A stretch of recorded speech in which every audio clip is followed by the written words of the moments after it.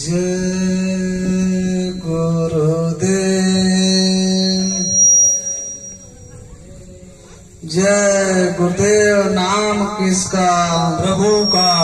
प्रभु का पावन नाम। जय गुरुदेव। बाबा जी का कहना है शाकाहारी रहना है। शाकाहारी हो जाओगे, बीमारियों से बच जाओगे। क्या खाने से हुए खराब? अंडा मछली मांस शराब। क्या खाने से होगी भलाई? साग सब्जी दूध मलाई। हाथ जोड़कर बिना हमारी हो जाएं सब शाकाहारी। बाबा जी की अर्जी है, आगे आपकी मर्जी है। जय गुरुदेव। जय गुरुदेव। शब्द स्वरूप में सर्वत्र विराजमान परम संत बाबा जय गुरुदेव जी महाराज, परम संत बाबा जय गुरुदेव जी महाराज के उत्तराधिकारी यानी आज के बगिया के रखवाले श्रद्धेय पूज महाराज के चरणों में कोटि कोटि नमन प्रणाम करते हुए यहाँ उपस्थित सभी सत्संगी धर्म प्रेमी भाई बहनों को सादर जय गुरुदेव। प्रेमी भाई बहनों, बड़ा सौभाग्य है जो आज हमें आपको ऐसा अवसर प्राप्त हुआ।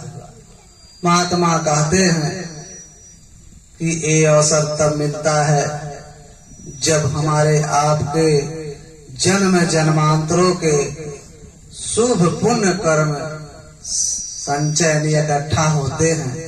बुरा कर्म नहीं, अच्छा कर्म जब इकट्ठा होते हैं तब हमें आपको ऐसे सत्संग सुनने का अवसर प्राप्त होता है। वैसे तो सत्संग संत महात्मा ही कहा करते हैं, हम आप उनके वचनों और वाणियों को दोहराते हैं, लेकिन महात्मा कहते हैं जहाँ सत्य की बात बताई जाए, जहाँ आत्मा और परमात्मा का भेद बताया जाए, मालिक से मिलने का हमारे आपके अंदर प्रेम और प्यार पैदा किया जाए, उसी को सत्संग कहते हैं। प्रेमी भाई बहनों, महात्माओं ने कहा कि सत्संग जन जो कोई पावे, मैं लाई सब कट कर जावे। सत्संग ऐसा जल है जहाँ कौआ स्नान करता है और हंस बन करके बाहर निकलता है। ठीक उसी प्रकार से ये हमारे आपके जो मन है, ये मन जन्म जन्मांतरों से बुरे खोटे कर्मों के कारण ये मैला कुचैला हो गया है, यानी ये हंस से कौवे के समान हो गया है।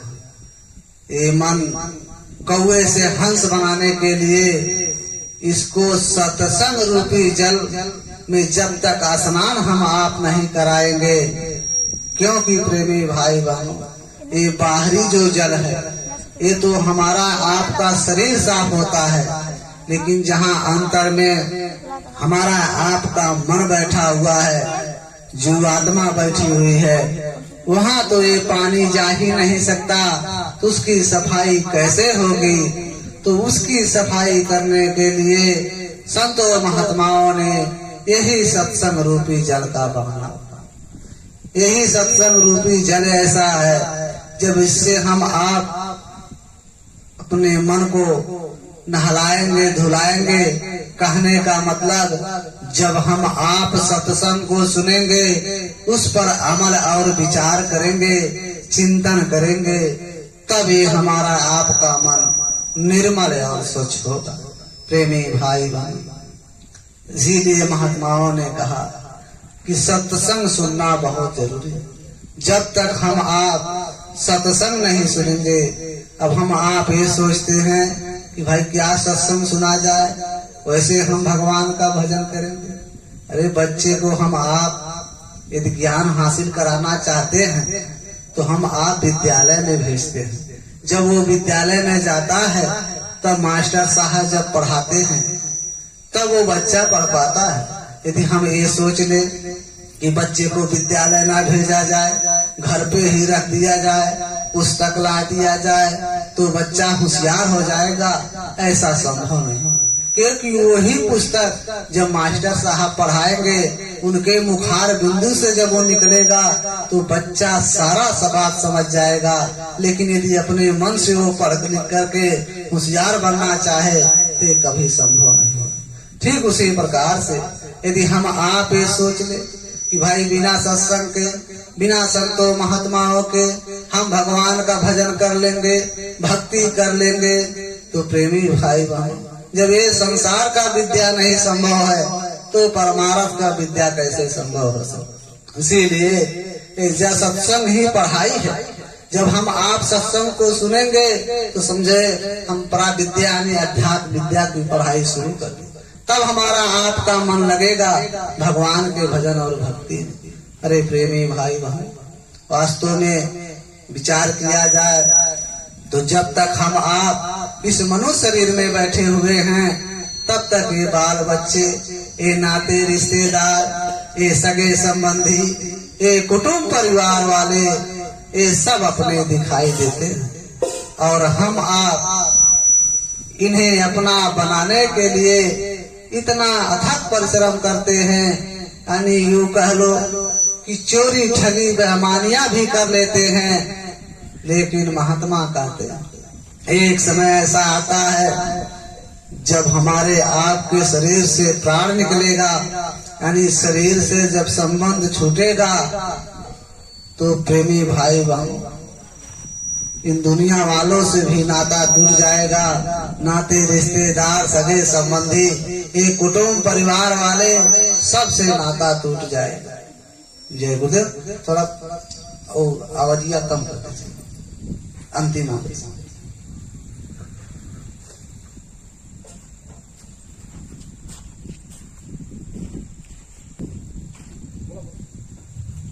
जय गुरुदेव।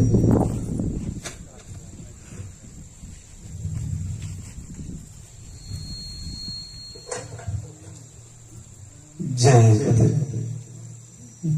जय गुरुदेव। प्रेमी भाई बहनों, इस शरीर से भी संबंध जब टूटता है तो दुनिया वालों से भी संबंध टूट जाता है।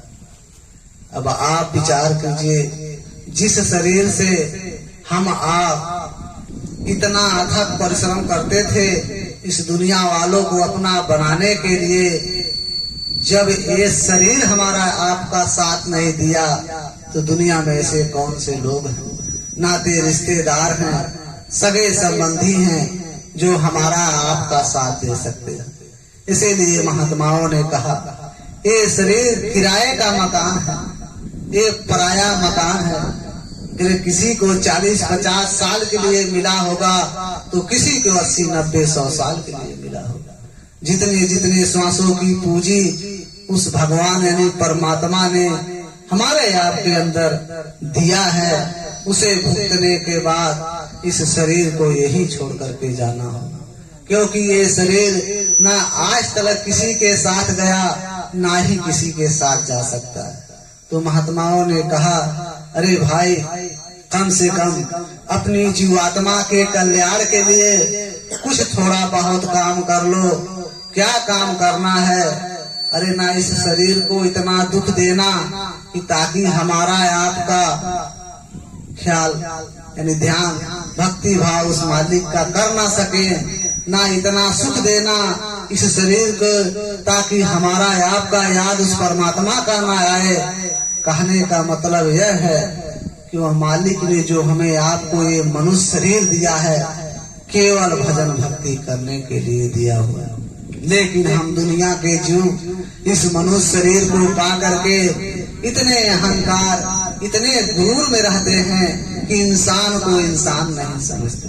अरे ये शरीर इसी मिट्टी में मिल करके खाक हो जाएगा, आग में सुपुत्र होकर के जल करके राख हो जाएगा। अरे प्रेमी भाई बहन, हमारा आपका प्राण निकलने नहीं पाता है, उसके पहले वो धर्मराज के कचहरी पे जो यमराज बैठा है वो दूसरा हमारे आप के लिए शरीर निर्माण करके रख देता है। जब हमारा आपका उस धर्मराज के कचहरी में कर्मों का हिसाब होता है, जो जिसका जैसा कर्म रहता है उसी अनुसार फिर हमें आपको ले जा करके वहां डाल देता है। ऐसा नहीं कि आज मनुष्य शरीर पाए हैं तो फिर हमें मनुष्य मिलेगा, एक कदाप नहीं हो सकता। क्योंकि इतिहास है आपके सामने, द्वापर के समय, महाभारत का जब समय था, तब उस समय अर्जुन ने कृष्ण से कहे थे कि हे प्रभु, आप थोड़ा हमें समझा दीजिए। तब उसी समय कृष्ण ने अर्जुन से बताए कि ठीक है, देखो अर्जुन, जो सामने ये चींटा जा रहा है, ये कई बार इंद्र बन चुका है। अब विचार करो, स्वर्गों का राजा कर्मों के अनुसार चींटा बन सकते हैं, तो हमारी आपकी क्या गति हो सकती है। इसीलिए संभव नहीं है, ऐसा कोई कर्म नहीं कर रहे हैं जो हम आप दोबारा मनुष्य शरीर पा जाए। क्योंकि हम आप इस संसार में केवल बुरे खोटे काम, यही जो दुनिया बनाने का है, दुनिया बनाने के चक्कर में हम आप क्या ना क्या कर दे रहे हैं, शरीर से कितना अपराध कर दे रहे हैं। तो बताओ कैसे मनुष्य शरीर मिले। ये मनुष्य शरीर बड़े सौभाग्य से मिलता है, जब हमारे आप के बहुत बढ़िया कर्म बनते हैं, तब ये अवसर दिया जाता है कि भाई दोबारा दे दिया जाए, ताकि फिर ये भगवान का भजन भक्ति करके उस अपने घर अपने वतन चले जाए। प्रेमी भाई बहन, इसीलिए महात्माओं ने कहा कि ये संसार कागज की पुड़िया, भूत पड़े गुर जाना है, कहे कबीर सुनो भाई साधो, सतगुरु नाम ठिकाना। यह संसार कागज के पुड़िया के समान, जिस प्रकार कागज के पुड़िया पे पानी डालो वो घुल जाता है, ठीक उसी प्रकार से हमारा आपका जीवन का कोई ठिकाना नहीं है। जब तक हम आप शरीर में हैं तब तक ये संसार है, लेकिन जब इस शरीर से प्राण निकला, इस शरीर से जितना हम आप सुख आराम ढूंढ रहे हैं, ये सब खत्म हो जाएगा। यानी ये संसार जो हमने बनाया वो खत्म हो जाएगा। फिर कहीं और हम आप जाकर के किसी योनि में किसी कीड़े मकोड़े कुत्ते बिल्ली में जन्म लेंगे कर्मों के अनुसार, फिर वो दुनिया वो दूसरा रचना हो जाएगा। क्योंकि हमारा आपका दुनिया और है, हम आप दूसरे दुनिया में घूम रहे हैं, कुत्ते बिल्ली दूसरे दुनिया में अपने में घूम रहे हैं। उनका भी एक समूह है, उनका भी एक स्टेज है, हमारा आपका भी एक स्टेज है। उसी प्रकार से महात्माओं ने कहा कि झूठी काया झूठी माया, झूठा मन रहा लुभाए। ये जो काया है, महात्माओं ने दर्शाया काया का मतलब ये शरीर ये झूठा है।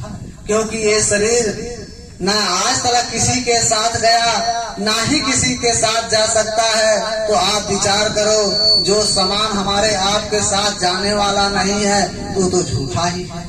तो महात्माओं ने इसको झूठा सारा, झूठी माया, यानी ये धन दौलत रुपया पैसा, ये महल अटारी बंगले गाड़ी, ये जमीन जायदाद, यानी ये दोनों आंखों से जितनी दुनिया दिखाई दे रही है ये सब झूठे हैं।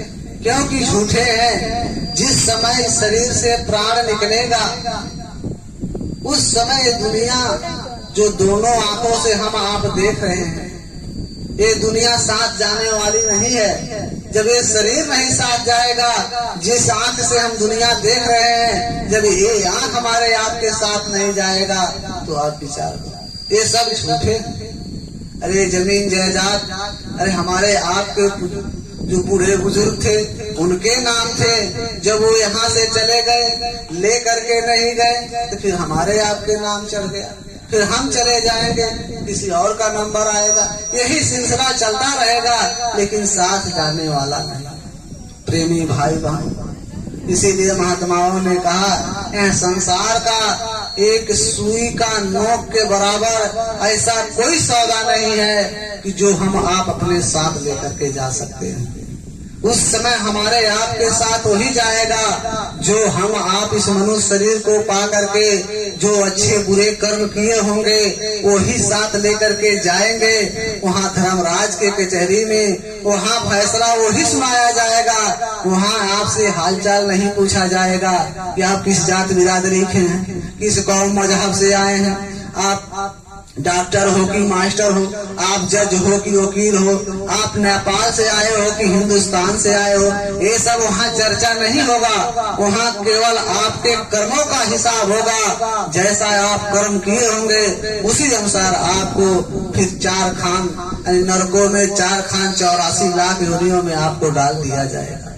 प्रेमी भाई बहन, यही बात आज हमारे आपके सामने महात्माओं ने कहा। हमारे आपके पहले भी बेचारे यहाँ से दुनिया से कितने चले गए, हमारे आपके रहते हुए भी बेचारे कितने चले गए।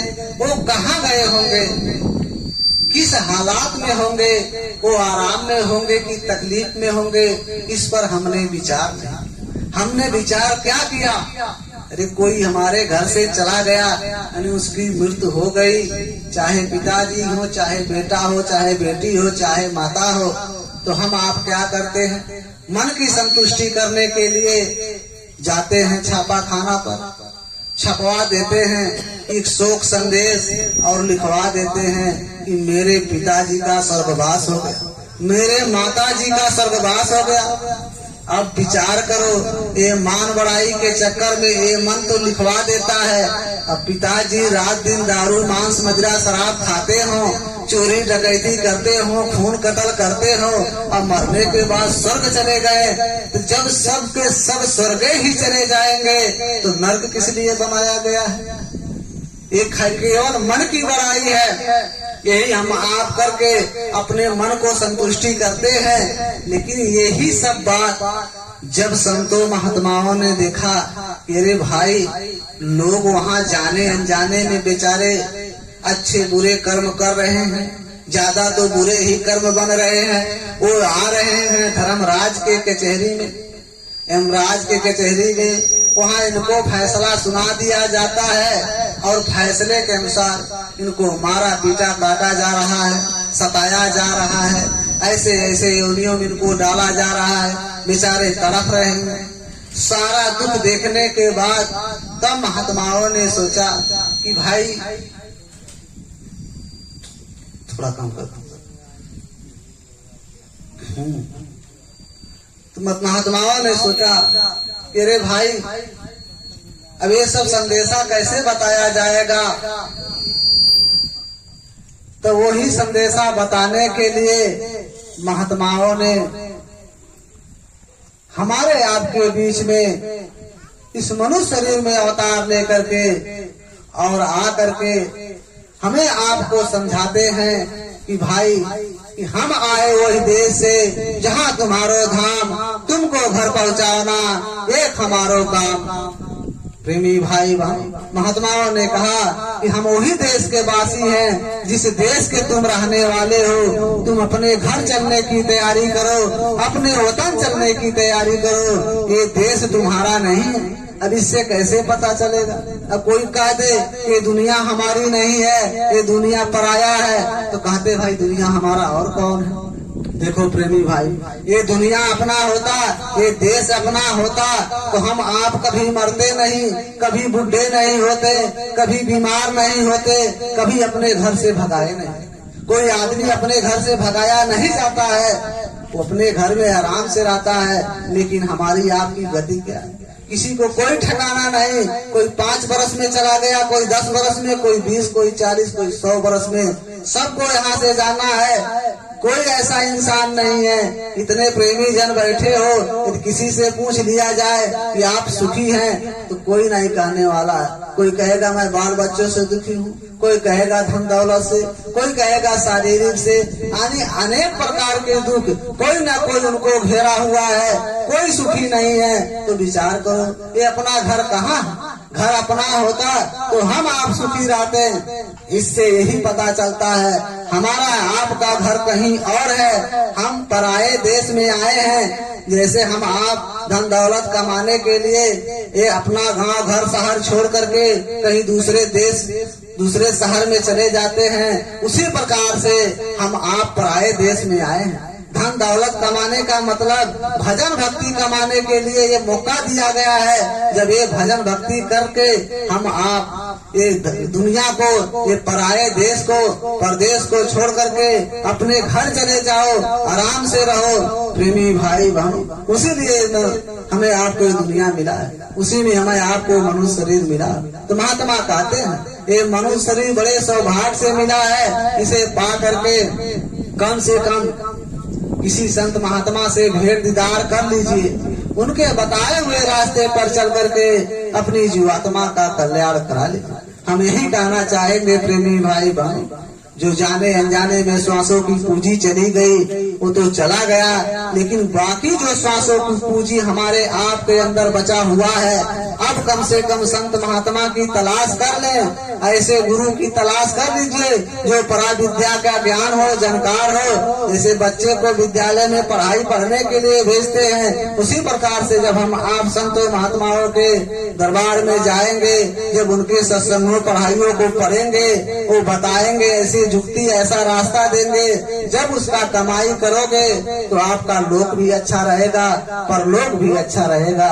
यही कहते हुए हम अपनी वाणी को विराम करें, क्योंकि अभी मास्टर साहब आएंगे, आप लोग को सत्संग सुनाएंगे, सुनिएगा, क्योंकि बार बार मिलने वाला नहीं है। सुनिएगा, उसके बाद आप सब जाइएगा। तो हम अपने वाणी को विराम करेंगे। यदि हमारे कहने में गलती छुआ होगा, एक छोटा सा बच्चा समझ करके माफ कीजिएगा। बोलो जय गुरुदेव। जय